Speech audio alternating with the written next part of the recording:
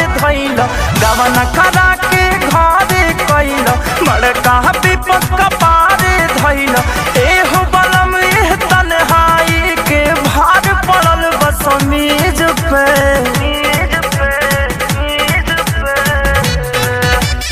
बर्फ के पानी रगड़त बानी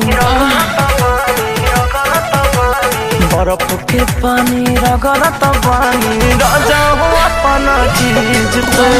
बर्फ के पानी रगड़त बानी राजा हो अपना चीज पे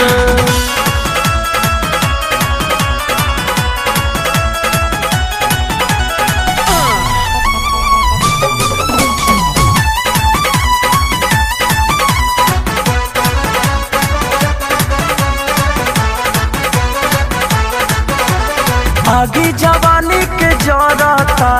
दोनों गोदाम हमार बढ़ता कहिया ले आई बाई राजा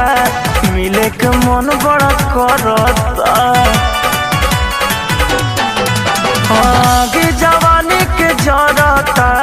दोनों गोदाम हमार बढ़ता कहिया ले आई बाई राजा मिले के मन बड़ा करता सोच सोच पछतात बानी रहे नी हथवा मीज के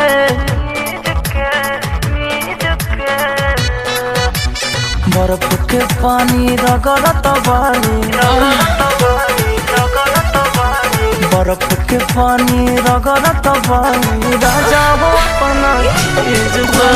बर्फ के पानी रगड़त बानी राजा हो अपना चीज पे